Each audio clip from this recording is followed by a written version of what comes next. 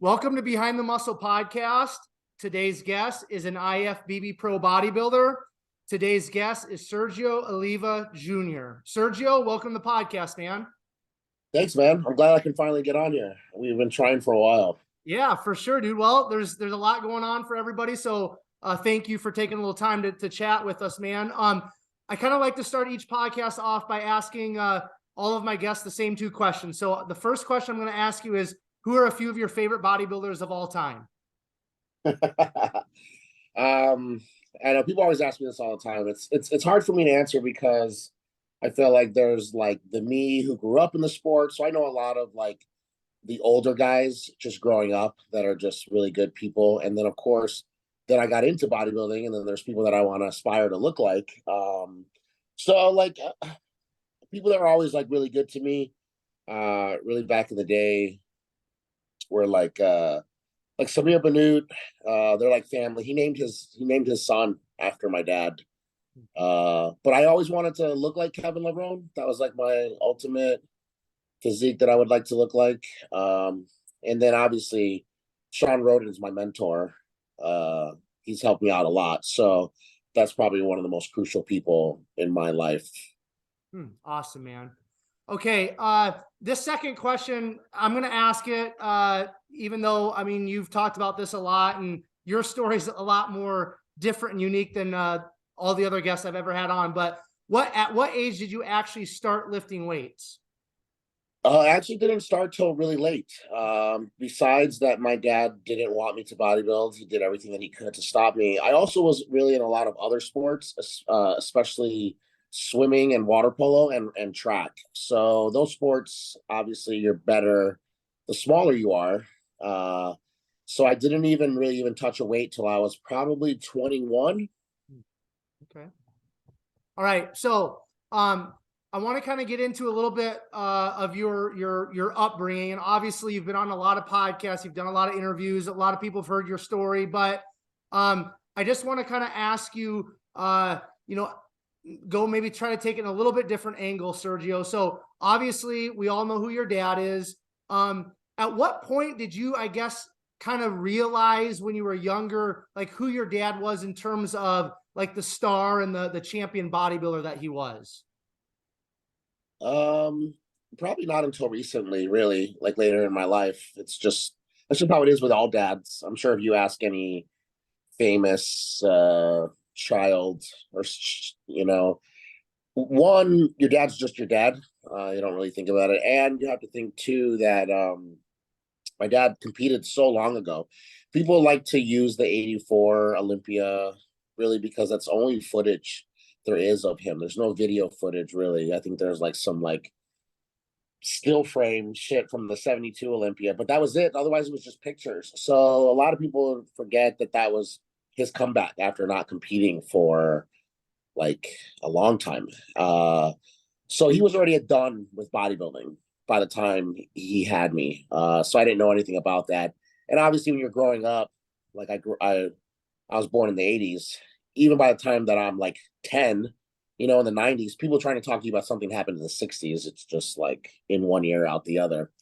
But three, mostly because my dad was actually a police officer. So I never really looked at him anything other than that. Obviously, you look at him as your dad. But if there was a second thing, it would be him being a police officer for 35 years in Chicago, too. So I have to tell you, that's just like another level of law enforcement. So that's kind of how it was. But once I started getting into bodybuilding, trying to fill out my physique and do my career, that's kind of really when I realized how insane he is and was. I can't even imagine how it was back then to have someone look like that. It would be crazy now. Yeah, for sure. What was your relationship like with your mom when you were growing up? You guys pretty close? Yeah, I'm closer with my mom than I was with my dad. She's really the one that's kind of really supported me in my career. She was a pro as well. Not a lot of people know that.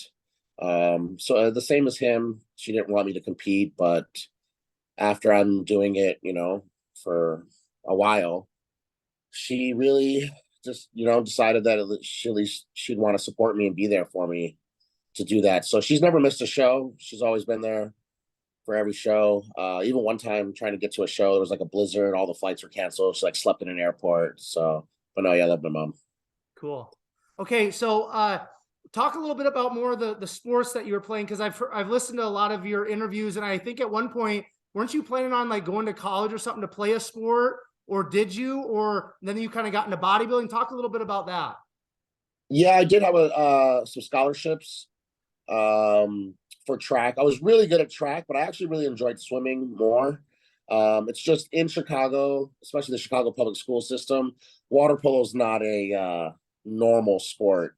So there's just definitely not a lot of eyes and support behind that. But I really loved swimming. But track and field, hurdles in particular, is what, yeah, I thought for a majority of my life I was going to do forever. And then I don't know really what it was. You know, people ask me all the time, I have no idea. But just one day I didn't want to run anymore. I think I thought of the idea of doing this forever, and you know, you could run track like like longer distance, like you can always like go longer, beat your time, you know.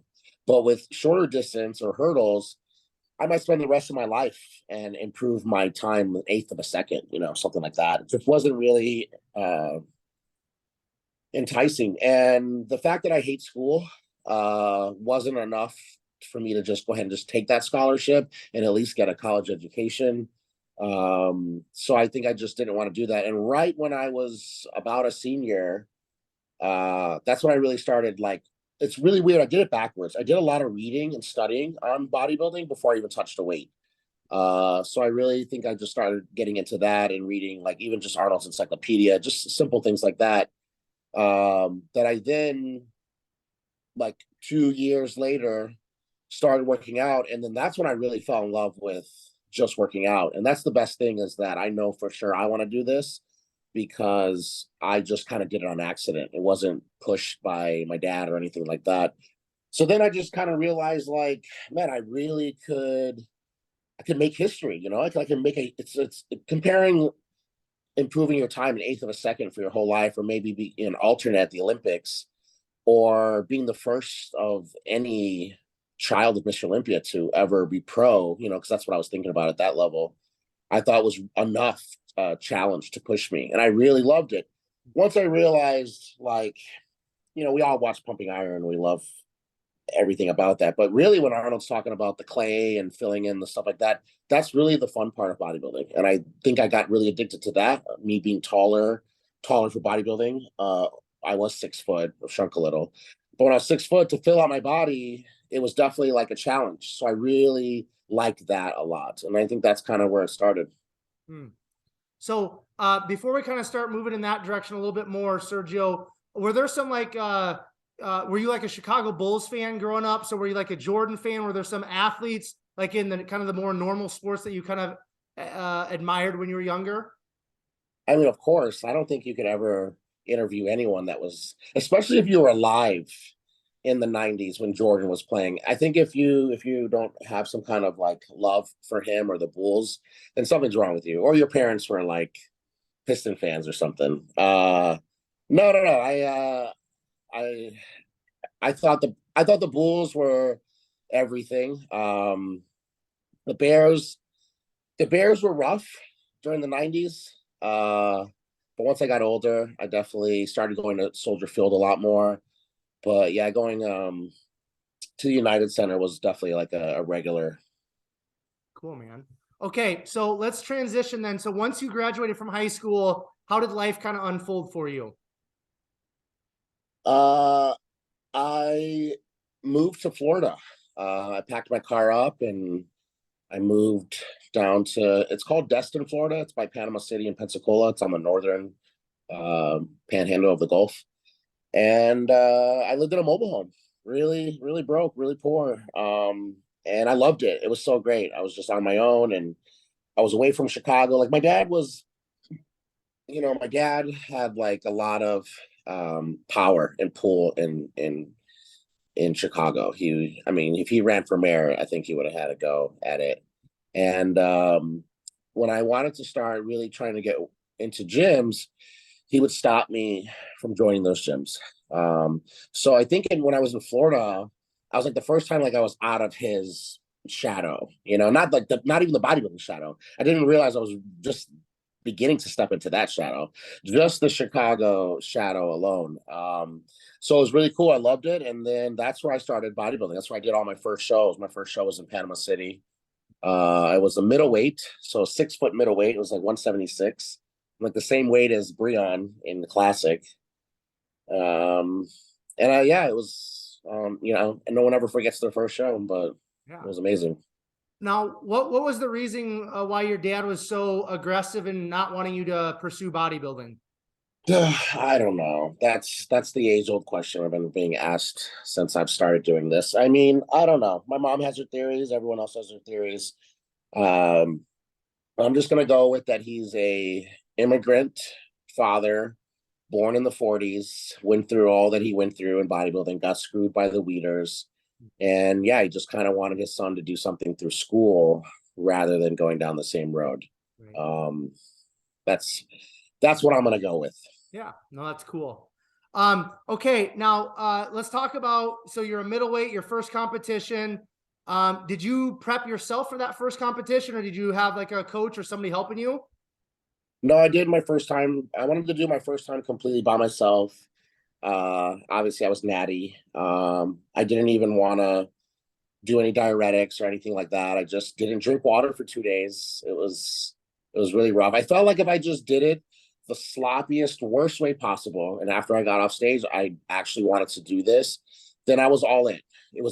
That first show was probably the most important show of my life, because depending on how that went, not my placing, but just how I felt, that was gonna. I knew it was gonna change the course of my life. And then from that competition, kind of just when did you turn pro? At what show did you turn pro, Sergio? Oh God, it was like way later. It took me forever, like I was saying to Phil. So 176, 6 foot, I won my pro card as a super heavy. So that's over 250 is or 250 is the minimum, I think. I don't know if they've changed it since then.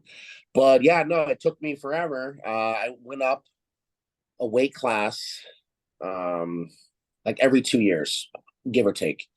And then I decided that I was going to try and hop into, see, for for the regular bodybuilding classes, the junior nationals and junior USAs, they're a lot harder, especially junior nationals. Now you can just go and get second place and you can get a pro card from that show. But at the time, that was like a really good, you have no business going to USAs or nationals, because it was in Atlanta then. That's how long ago it was. Unless you could really hold your own at junior nationals. And junior nationals, we all know it's in Chicago. So I'm living in Florida. I thought it was just meant to be that I would do my first show, go back up there. And it was the craziest thing. I never do my shots in my legs. And I don't know what it was that I decided that I was going to do a shot in my leg. And yeah, I hit an artery. This was probably like 5 weeks before the show. I just nicked it enough that I didn't have any kind of medical issues. I did have to go to the hospital, but my leg looked like the Nutty Professor. So I didn't do that during a national show, but I had already bought my plane tickets to go back home because I wanted to see all my friends and family in Chicago. So I still got on the plane, went back there, and then that's when I didn't want to go to any gyms in Chicago. I didn't want anyone to be like, "Oh, why aren't you at the show?" Yada yada. So a buddy of mine was training in Evanston at the LA Fitness by Northwestern, and he's like, "Well, you can come train there. Nobody will bother you." So I went there. And then, of course, the manager of that place knows who I am. And he's just like, "Oh, what are you doing here? Blah, blah, blah." And he's like, "Man, I really wish you still lived in Chicago. I would give you a job." And I'm like, "Oh, I live in Florida." So long story short, I leave Chicago, go back to Florida. There was the BP oil spill. It came and hit. And that's where it hit, is where I live in Destin. It destroyed the beaches. It was really bad. And BP paid everybody like a don't sue us, you know. And at that time, I was already wanting to move to California. I was kind of just done with Florida. So I thought I would use that as a sign. I took that money and I was just going to move back to Chicago for, I said 2 years. And I knew I would just work at that LA Fitness. I would have a job and then I'll move to California. And then that's when I learned bodybuilding's hard. And the taller you are, the longer it takes to fill out your body. So I ended up being in Chicago for 5 years. And that's when I went to USA's and I got second. And yeah, USA's, you do not get your pro card at second. So I changed coaches, and that's when I met Chris Aceto. We went to nationals in 2015, and I won the overall. Okay, who was the coach that you were working with before Chris Aceto, or do you not want to talk about that?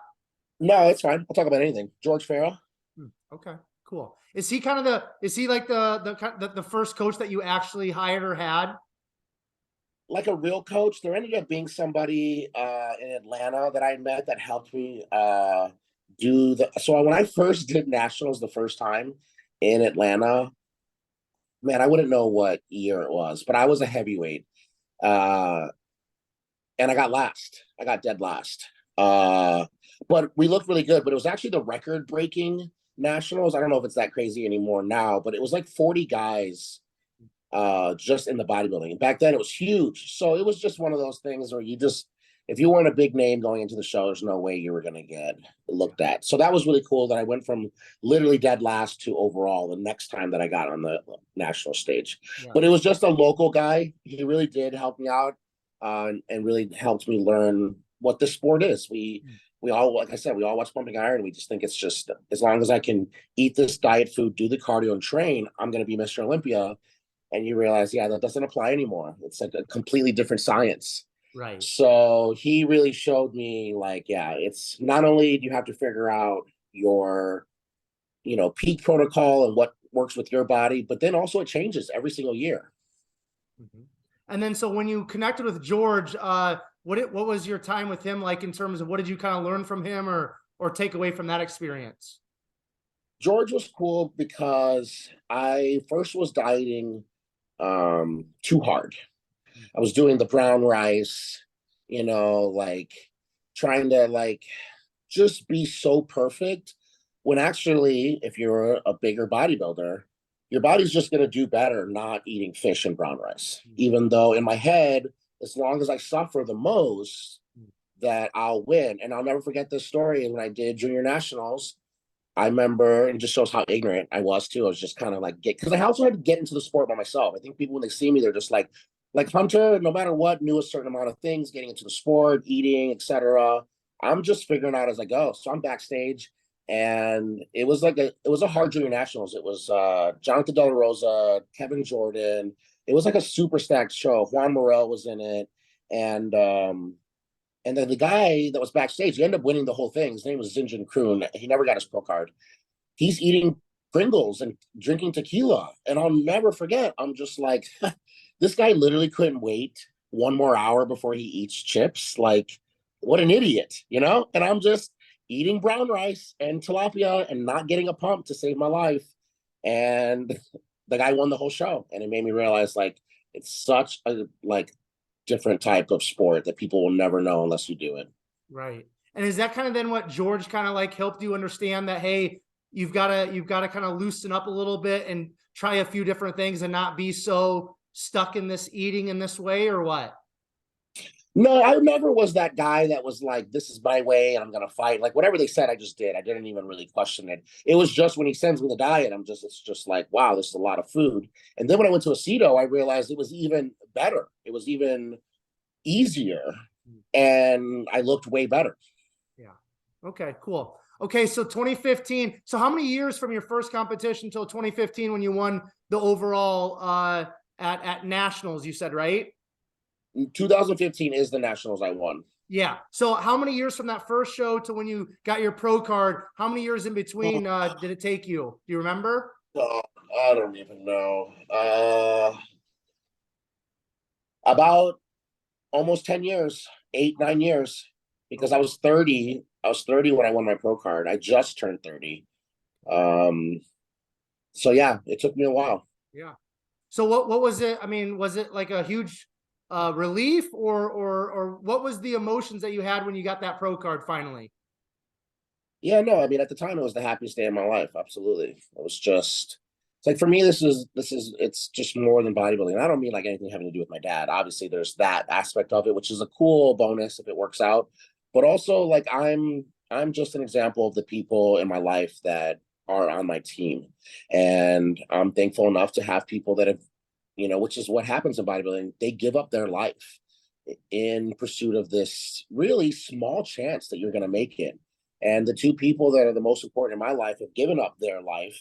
So me winning that was more about winning it for them. And it was kind of like validation that all these years we had spent in Florida, all this. I mean, only bodybuilders know how many times you turn down something either fun that's really going to hurt your career, or even money. You know, there's time when you're trying to pursue a pro card or trying to be further than that, you're going to have lots of opportunities where people, you know, want you to work a different type of job.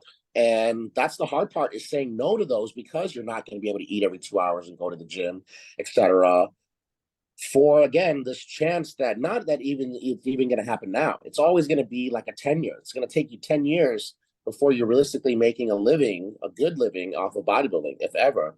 So it was really cool that all those times that we stuck to it and we really believed in the dream. You know, it sounds so cliche, but because we all believed in the dream and we all gave it up, it was more happy as like for all of us together. There was a lot of crying, and of course it was very emotional, but nothing was more emotional than the New York Pro. So after I won my pro card, I took a year off, and then I entered the hardest show besides the Arnold and the Olympia. And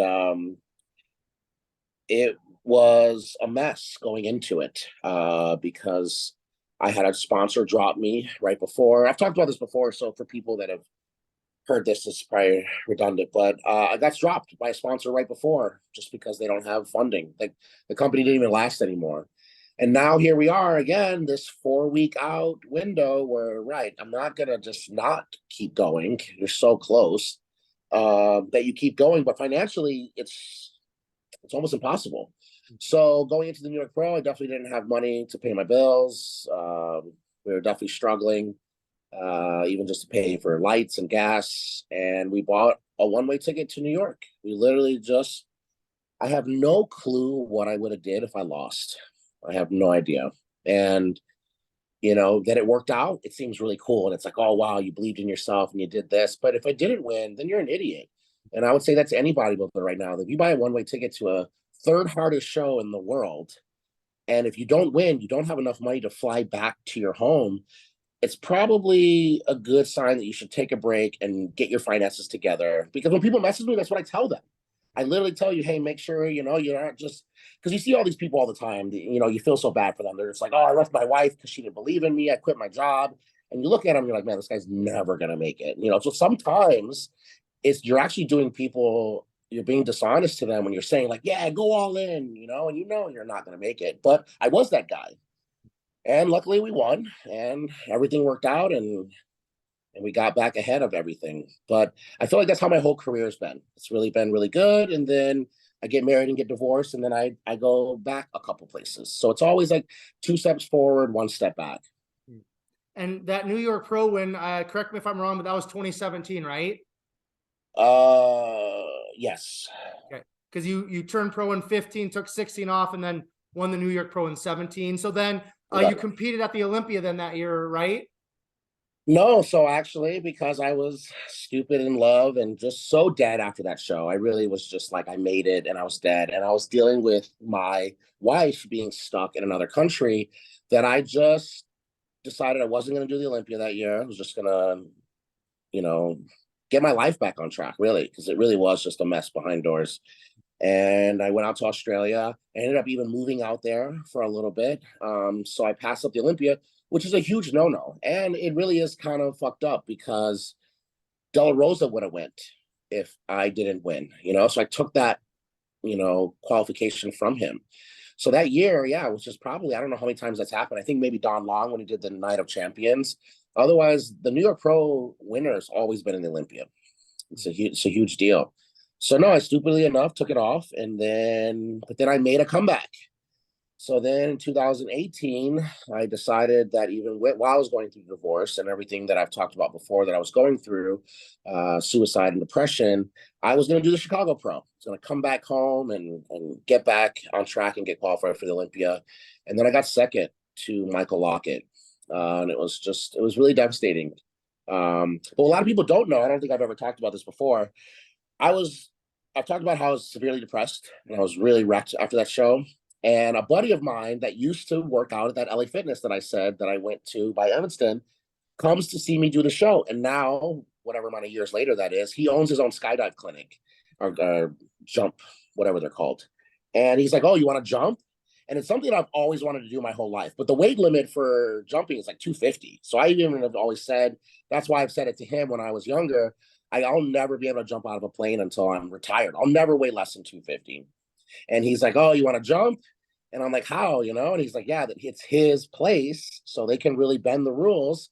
And because I was so messed up, this was at the show, I was just like, yeah, I'm going to do it. And I don't know what happened when I was in the air or when I landed, but when I landed, because when I was done with Chicago, I told Aceto I'm not doing any more shows for the rest of the year. I'm not like quitting, but I just wasn't going to do, which was only one more show left. There's only Tampa left. And he was saying that, yeah, all we have to do, you're going to have to just get second place to qualify for the Olympia. And I was like, no, I'm not doing it. But yeah, when I landed after jumping, I literally landed. I called them. I'm like, man, we're doing it. Let's do Tampa. I was just on another level. And I ended up losing to Alex Rodriguez, who was like, probably has the best quads in open in a long time. He was really a good bodybuilder. I don't know what happened to him after, but it was between me and him, and I got second. And that's when I finally did go to the Olympia. Okay. And how was that experience stepping on the Olympia stage for the first time, Sergio? I was still really fucked up in the head. It was just kind of more of like a so for people that have followed me, the only reason I even kept competing is because the woman who was married to the guy who ran off with my wife, she was pregnant and they ran off together, and she kind of coached me through all of that. She knows nothing about bodybuilding. And it's just this random woman in Australia who's pregnant telling me that, you know, if I can do this baby by myself and they did this to us, then you can go to the Olympia and you can, you know, level up even through adversity. And I really honestly only did it for her and because of her. Because how do you tell a pregnant woman whose fathers ran off that it's too hard to do a bodybuilding show? So I did it. And I think I just kind of wanted to be done with it. I never in my life thought my workout partner is going to win. That was ended up being the craziest part ever, is being there with Sean for him to win. So thank God that was such a high that I was out of my rut for at least a couple of weeks. And that's my remembrance of my first Olympia. It's not even anything with having to do with me. It was just Sean. Yeah. Okay. I just want to ask you a little bit more about kind of like you said, I'm not going to use the language you use, but you said that, just messed up in the head, and you've talked about the depression and anxiety. Can you just talk a little bit more about mental health and just some of your struggles? Because I know that there's a lot of bodybuilders that have a lot of issues, and a lot of times we just want to hold it in, and that's just it's not healthy. So can you talk about that for a little bit, please? Yeah, no, absolutely. I the only downside to Luke is that I hope that it kind of opened up things where people can be vulnerable. I think that's the hardest part. Even him himself, he wasn't able to be open about those things. And I think his death opened a lot of our eyes up because, yeah, I already tried to kill myself before Luke killed himself. And that could have been me. And it just would have been one of those situations where we either think it's not that big of a deal, or you're either going to get out of it, or you'll figure it out, or you're going to work out your way out of that depression. And sometimes it works. Sometimes working out works for some people. I think sometimes it just kind of prolongs things. The hard part is having someone that you can, confide in about it. Because if you don't have someone, then that's really when something bad is going to happen. And if I didn't have the person I did, stopping me from literally doing that and hurting myself, then I don't know what would happen. But I think while we're always trying to, at least on my level, I'm trying to change the future of my life through this sport. And you just kind of forget about life.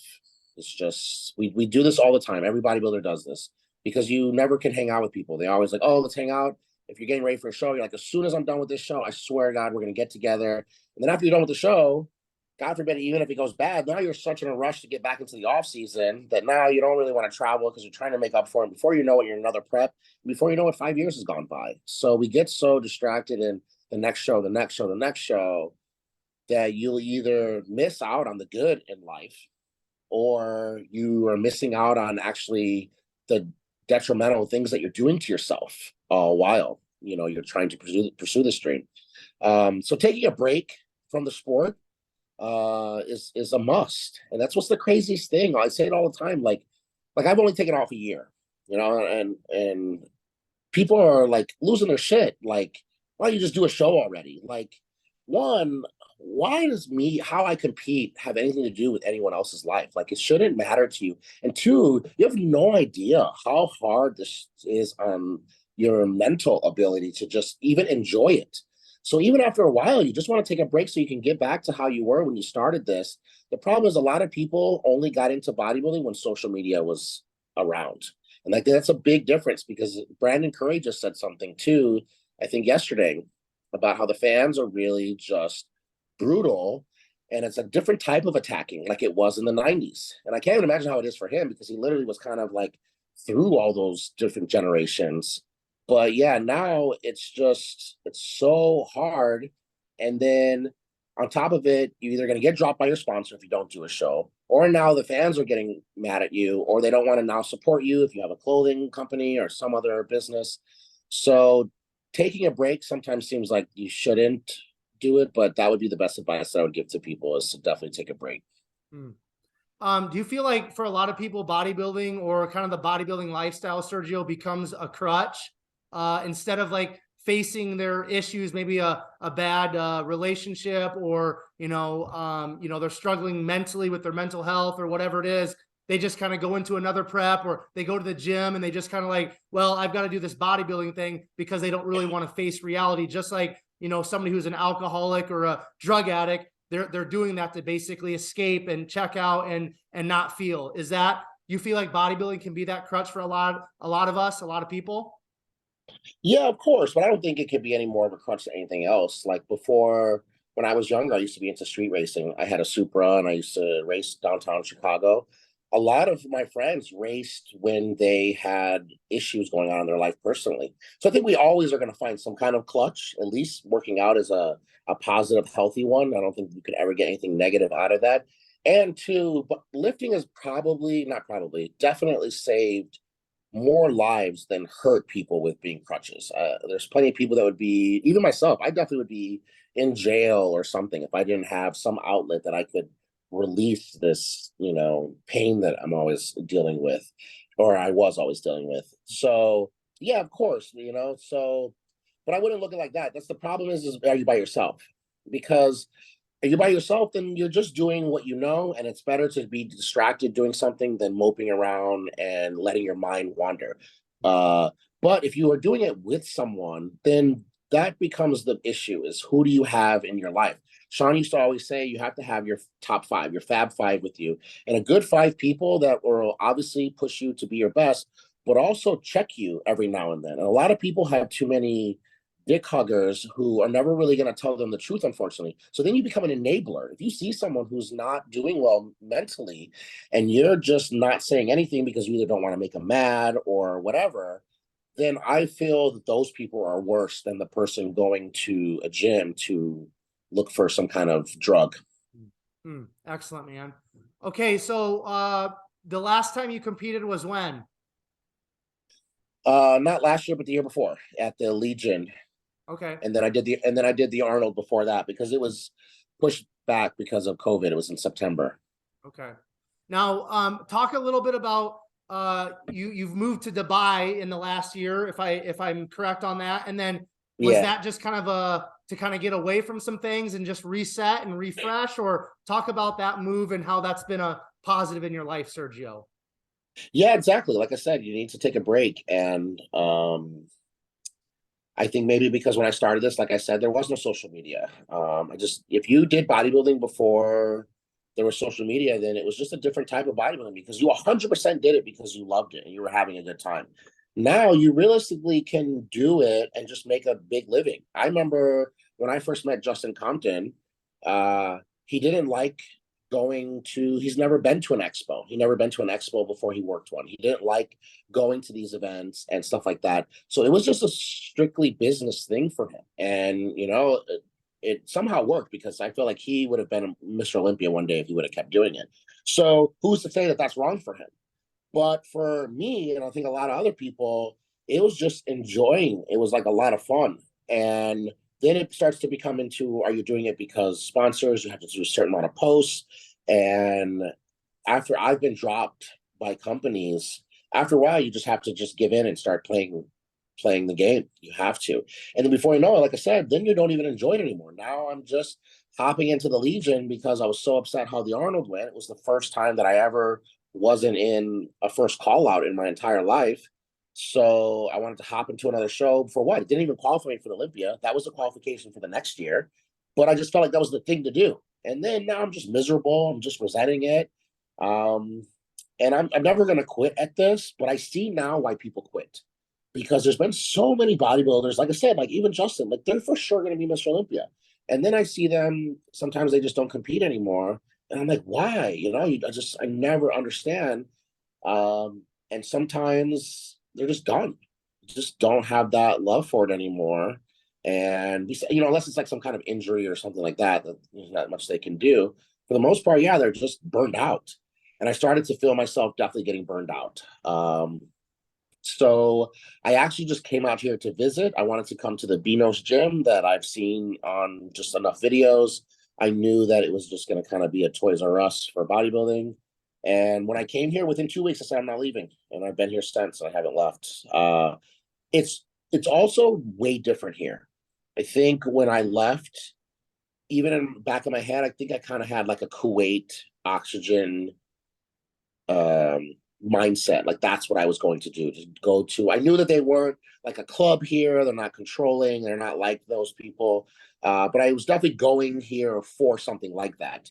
And then I realized, no, it's just beautiful here. It's amazing. It's really like where I lived in San Diego and Las Vegas put together. So I love that I could still have the beaches I had in San Diego. I still have, the metropolitan downtown area, which is just like the future over here.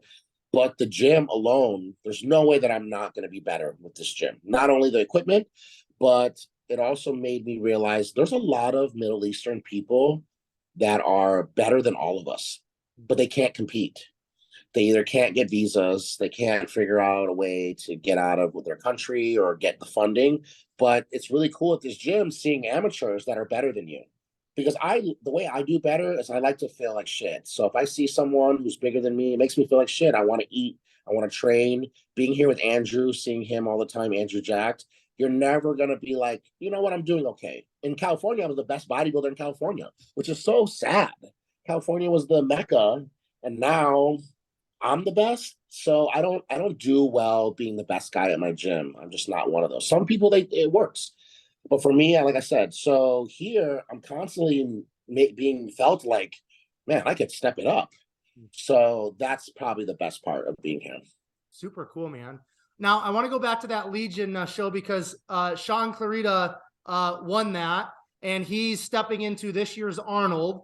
So I just want to ask you, and then I've heard a lot of talk about, these 212 guys that are doing the open shows, and some people are saying, why do you even need a 212? Which I don't want to get into that because I think that's stupid personally, but I think the 212 has its place. I think it's absolutely necessary. But I want to ask you about Sean.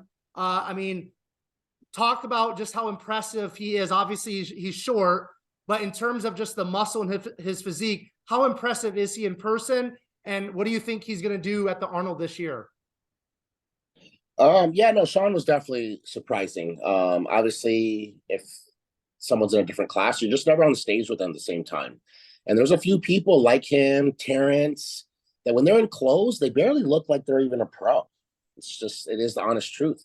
But that's the coolest thing about bodybuilding. That's what bodybuilding is that once you're on stage in your trunks, can you look larger than life? Can you be a Frank Zane where really on the scale, you're not tipping anything, but in person, it's just like a marvel. So Sean was one of those. Nothing was really shocking, at the show. I was off, so I definitely deserved the place that I got. Regan, I thought, looked really good. I thought he looked one of the best he ever has. I still think that Regan should have won that show because I think we're getting very distracted and confused on how hard it is still to pack on 100 pounds of muscle. So like me, when I've started, I've already put on 110 pounds of muscle. Yes, like, right, I wasn't even close to my best. So that doesn't mean that I should be rewarded for a guy who's 100 pounds less and who's on. But Regan was on. So I don't know what happened with that. But the most impressive thing, and I've talked about this before, and I even talk about it to him, is that Sean doesn't stop posing. It didn't make any sense. I've never seen that. Maybe because when you're smaller, your cardiovascular system's maybe a little bit better. You're not carrying as much weight. I mean, I'm grasping for straws of an excuse, because usually, you know, for people that don't compete, you come out, do your first call out, and then when they send you back to do the second call out, that's when you finally can relax. You know, you unflex your legs, you unflex your stomach, you're probably getting some water, you're definitely just catching your breath. And this guy didn't stop posing. He just stayed in the line in the back, didn't want any water, kept his hands on his waist, and his legs were flexed and his abs were flexed, and he was just ready to go. And as soon as they brought us back out again, when they did just us three, he was running out there. And me and Regan are just like puffing and puffing. So that was the craziest thing ever. And then I found out that this guy doesn't even take diuretics. He's still doing old school where he doesn't drink water. For anyone who's ever done that and you just have to suck on an ice cube, I promise you, you go insane when you can't just drink a little bit of water. Your mind starts to do things. So for him to be doing that on this kind of level is just insane. How do you think he's going to do at the Arnold Classic this year? I think because they have this, I don't want to call it an agenda, but we can pick it whatever word we want to pick. They're definitely trying to figure out this 212 class, like you said. I agree and disagree. Only reason I want to touch on this is because we're using these marvels, some of the best 212 people ever, to define what the whole class is. So yes, Derek can hold his own. Yes, Sean can hold his own. But that doesn't mean every single 212 person, especially these guys in these other countries who are just really short, that they shouldn't have some kind of like class, not a special class. It's people just aren't fans of the sport. They don't know that they had a tall and short class at the Olympia, even in Pumping Iron. People watch that movie so many times. Franco wins the short class, and then Arnold wins the tall, and they go against each other. So this is nothing new. So, and all it's doing for them is giving them eyes, because they might not normally get them, which eyes means sponsors, funding, support. So I have a feeling that they're going to try and really put him up there. But it's really just, and this is everyone's answer whenever you ask about a show. It really comes down to how people look, right? That's what we always say. But realistically, if Samson and Andrew are on, it changes the whole look of that first call out. People don't understand when you have Derek, Nick, and Hottie together. Excuse me, even Brandon, you know, he's not as short as them, but he's a little bit shorter. They all look the same. Then you can measure them all the same. Once you throw a taller guy in there, it changes the whole thing. So, but they have to be on. So if Samson and Andrew are on, I think Sean's not going to place that well, because it's just going to take away his one thing that he has, that he has on them, which is his conditioning. So if you're conditioned at 285 pounds and he's conditioned 85 pounds less, then no matter what, it's a different competition. The problem is people are going to watch this competition on their phone or their laptop, and they're not going to understand in person. It's just a completely different competition. So I would say, obviously, first call out, but I'm going to say fourth or fifth. Behind who? Who do you have winning if they come on? If everybody's like 100%, which we know that's not going to happen, but right. What's your top 5 or top 6, Sergio? Yeah, not in any order, but you definitely have to have Andrew. You have Samson. You have to put Rami in there. There's no way they're not going to put him in the first call out. And then there's Sean, right? Sean, Rami, Nick. Samson, Andrew, and Nick. Okay. What do you think about Nick's physique, Sergio? I think Nick is like a person for, like, he's the people's champ for that type of person. I say this all the time, that bodybuilding is not a racist sport, but it's a highly raced sport. People don't understand round muscle bellies and black people is a different complete look, and a lot of people don't look like them. And so when they're getting into bodybuilding and stuff like that, and you don't have, since Jay, there hasn't been someone who doesn't look like Phil Heath. So I think Nick coming in, it's just like a voice for those type of people.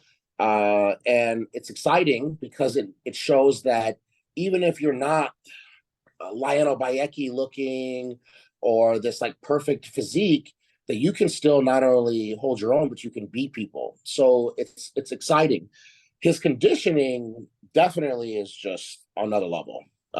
He's definitely killing himself and working really hard to have that. But when you ask like physique, like the word physique, it's just like a muscle monster. He's just a shorter. He really what he is. He's an Art Atwood with better abs. Yeah. Do you think he's kind of like, because I'm 35, I'll be 36 this year, so we're kind of in the same age range. So I grew up with the Ronnies and the Jays, and then Branch Warren. I kind of see Nick as like this generation's Branch Warren, just kind of the hard work ethic, kind of freaky. People say not the best genetics, whatever all that is. Everybody has great genetics at that level, but you know what I mean? Is that fair to say though? Kind of this generation's Branch? No, for sure, absolutely, because he's definitely got the people rooting for him. And Branch had the same type of fans, exactly. It's the same thing that I'm talking about. A lot of blue collar people that are just they love bodybuilding. I think that's also why a lot of people hated Phil Heath. I think it was if the person that is the best isn't saying what you want them to say, it's just an easy way to hate them. But really, the most part you hated him is because nobody's ever going to look like him. Gives nobody a chance ever again in the sport. So this Olympia was, I think, one of the best because anyone can win. It's not 8 times in a row. It's not another 7 times, 6 times, 5 times. I think next year the top 3 is going to be different. I think this is showing that it could change and whoever's on is going to be rewarded. And that's it. Yeah. This whole, you have to knock the wolf at the top of the hill off significantly. I think those days are done. Mr. Olympia is winning with torn muscles because, they're winning 3 of the, back poses or whatever it is. That's not going to happen anymore. Right. Okay. So, 2023, it's a new year. What's your plans as of the last day here in January of 2023 for the rest of the year for yourself, Sergio? Well, do a show and qualify and get back to the Olympia. Okay. It was really good to watch that show in person. It was definitely motivating. I wasn't even going to go because I really didn't want to fly the 20 hours from here back, but I did last minute, and I'm so glad I did because I'm definitely motivated. And like I was saying, that, yeah, anyone can win, but it also shows, too, that if any of the people who are 5'10" and up in this sport just come in peeled, you can be top 3 in the Olympia. And that's so insane to say because if you said it, the last guy or the guy before that, Phil, or during Ronnie's reign, that doesn't mean anything. If Tony Freeman came right now and was end of the Olympia, he would win the Olympia 100%. But back then he was like 7th. So now you just know that, man, if you just have any kind of height and width and you can come in peeled, then it's yours for the taking. So, and that's how I feel. So I'll be doing a show soon, maybe the next few months. And then get qualified. And I really just want to get qualified and get that off my back so I can have the rest of the year to figure out what I do. Maybe another show or just shut it down and then go into the Olympia and try and win it. Cool, man. Cool. Love it. Okay, we're going to start wrapping up. But before I let you go, we got to talk about training just a little bit. How has your training evolved over the years and kind of what's your training style or philosophy current day? I train super high volume. I definitely have a lot of my dad in me. So I'm training 2.5, sometimes 3 hours with like stretching and warming up. But for some people, that's extremely too long. When I trained with Dexter Jackson, he trained 45 minutes and that was it. And he left. So in general, I think you just need to figure out what works for you. For me, that's what works for me. But the biggest thing was I injured my shoulder, I don't know, 8-9 years ago. It was a while ago. And not enough that I had to do any surgery or anything, but I definitely had to stop lifting. I was in a sling. And when I got back into working out, I was so scared of hurting it that I just really tried to figure out the movements of every exercise and then kind of master that. And then just did the lightest weight possible until I could squeeze the most, pull my elbows in, whatever it was the most, and then I would go up. And that was the best thing that ever happened to my lifting, is that I realized I was just doing arms. I was doing arms on shoulder day, on chest day, on back day. And it wasn't a coincidence that my bis and my tris were my best body part, and my chest and my back were the worst. So that ended up helping me out a lot. So I really just started getting a mind to muscle connection, because we all ask the same questions when you're young. Do you think I didn't ask all these guys when I was getting into bodybuilding, what's the secret? And they tell you, eat food and really get a good mind to muscle connection, not try and sling around heavy weight. And you're like, yeah. But for real, what's the secret, And really, that is what it is. Once you check your ego and you really try and make a weight as hard as possible before you go up, even if you have to do it again 3 times in a row, that's the best type of training. Because otherwise you're going to end up like me and a lot of these other guys, where you have a good back and you're a decent back and you're spending the majority of your career trying to fill out your lower lats, something like that. So really, if you would have just learned in the beginning to train properly, you would fill your body out evenly, and then you wouldn't have to be doing these like crazy random workouts to work the bottom corner of your lat or something like that. So that's really the only mistake that I made. So I thought, if I go up in weight, I'm gonna get results. And that's why I was shoulder pressing 140-pound dumbbells, but I'm just doing triceps. Yeah. So I guess what's just one more question about training, Sergio. What's your current training split then? And then, like, when you say high volume, like, how many sets are you talking per body part generally?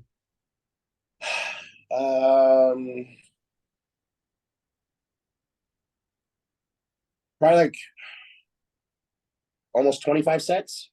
Okay. I'll do 5-6 exercises. You asked me something else too. What'd you say? Just your current training split as well. Oh, my split, right. So what I'm doing is I actually train 7 days a week. I make no sense at all. I think arm day is an off day. I think it's no toll on your nervous system, so it's a day off. So like if I wake up and I feel like, man, I'm beat, I'll obviously take the day off. I'm not an idiot, but I train 7 days because I do back twice and I do chest twice. And then I split hams and quads up like pretty much everybody. Okay. Chris Aceto, I want to touch on him before we get out of here today. What's it been like working with him and just kind of having him in your corner? Aceto is literally one of the best people ever in this sport. Even if he was your coach or not, he's just a really good person. He's a very rare breed. Unfortunately, in this sport, there's a lot of good people, and then the sport ruins them. It either ruins them because they give it their all and their athletes just get screwed, or they get screwed over by something financially, someone personally screws them over, and then it just makes you put a wall up. And that's what I realized too, being on both sides, being a fan and now an athlete. All those times that I met pros and they were kind of like shut off, standoffish sort of, and I was just like, look, that's a dick. I don't know. This person was probably at that show working for a sponsor that screwed them over. And now they're having to do their obligations, resentful, and they hate it, and they're just in a bad mood, or they're dieting, whatever it is. And Chris has not been, he's been unfazed. He has been around winning. He's been around since working out with Samir and competing back then, to then making Jay win, to then having like all the crazy amount of athletes that he's had come out. I mean, and he's the same person. And people don't know Chris is rich, and you wouldn't even know because he wears shoes with holes in them. It was always the joke that, his athletes always want to buy him clothes and take care of him because he just will not spend money on that. But, he helped Jay get into real estate. Like, he's just a really good person. But for me personally, he's probably the best father figure that I've had. He understands me, he really gets me, and he's very calming. My biggest issue with bodybuilding, and if I could perfect this, I swear to God, I'll win the Olympia, is my anxiety. I'm not able to go into a show and just like, hey, however I place, no big deal. I can't do that. Like I said, I have so many people relying on me, and I've now put in a long time into this. It's very serious for me. It is the most serious thing. And I work myself up. And when you do that, cortisol goes up, you're only going to look even worse. So Chris is almost like a drug himself. He calms you down. He's never raised his voice in his entire life in front of me. I've never seen him stressed. I've never seen him scared. He'll get mad when he sees like his athletes getting screwed and stuff like that, but that's it. So that's the best thing for me, is having him stay in my hotel room, relax, and very calming. One other question I want to ask you that just popped in my head, if you don't mind, Sergio, the financial side of bodybuilding and just kind of like some of your things that you've gone through. Talk a little bit about just the importance as a bodybuilder. Talk about taking care of your money and that financial health so that you can compete and reach your full potential. Yeah, like I touched on earlier, you're going to have opportunities for maybe a better job financially. And if that doesn't, fit into your plans for being a bodybuilder, then you have to pass that up. So it's tough. So sometimes you are going to have to go all in. You don't have to go the extreme like I did what I was talking about before. But sometimes you are going to have to do this broke for a while. But if you have people in your life telling you, like, no, one day you can make money from this, then you'll be okay. But if everyone's telling you you're great, then you probably are never going to make it, unfortunately. You need to have someone who's at least saying you need to pick this body part up, you need to fix this part about you.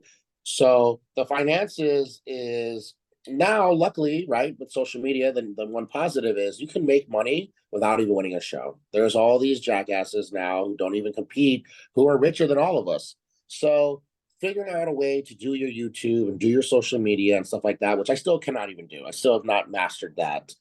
That'll help you out significantly, because then if you can have a certain amount of money coming in just from shooting your YouTube, then that helps you pay for things and you have less stress on your life. But the sponsors is the hardest part, because the sponsors are not how they were back in the day. One, there's no magazine sponsors anymore, and there's definitely not any contracts protecting athletes. And that's something that everybody needs to know going in. All the contracts from sponsors are only to protect them. You cannot leave when you want. They can drop you whenever they want. They don't need reasons. And when I got into this, I didn't want to be, because I had met a few, I didn't want to be that guy that's like, no, you need to change this word. I want to make sure you got to pay me half. But that's a thing. You do need to get paid half before you travel. Get the other half when you get there. Because I did a guest posing in Hawaii, and the guy was trying to pay me backstage. He was like, he's all stressed running around. And I'm like, relax, don't worry about it. Get it to me. You always go out to dinner after, just send it to me. And then he didn't get a chance to send it. Ended up never paying me. So sometimes you do have to be that guy that's like, hey, look, no, I need this. So my biggest advice is to get a manager or an assistant. It doesn't have to be like a real one. Mine is my best friend. And someone telling someone else yes or no for you will relieve so many problems in the future. You cannot be the bad guy for saying no, and you're always going to make sure that you're never going to get screwed over. Cool, man. I think that's a great place to leave it, Sergio. Thank you so much for coming on, man. Before I do a quick outro and I let you go, if you have any final thoughts or any final words or any shout outs, why don't you give us your Instagram, anything else you want to leave us with? Platform is yours, man. Yeah, so I did my own supplement company. I have a clothing company, and I just got so caught up in the business part of it that I stopped being good at my job. And I just don't care anymore about that. And I'm just all out in bodybuilding. So I don't really have anything to plug. Obviously, my Black Skull, my sponsor, my supplement sponsor, has definitely helped me. The new Extreme Sports people who have helped me get my visa out here have definitely made a big difference in my life. But I more just want to take this time to actually thank you, because what you're doing right here it's not easy, and you don't make any money from it. And it's very easy today to do clickbait videos. It's very easy to try and make some thumbnail of something drama, or try and get your athletes to, say something about someone else. And then really at the end of the day, no matter how mad we get at them, they made money. When you make a post about someone and they have a ton of comments, this person's a this or that, and calling them names and whatever it is, the Instagram account gets more views because of how many comments they have. So nowadays, for you to delete comments, not stir up drama, actually care about the athletes. You clearly have followed my career for a long time, and you have the other people that you have.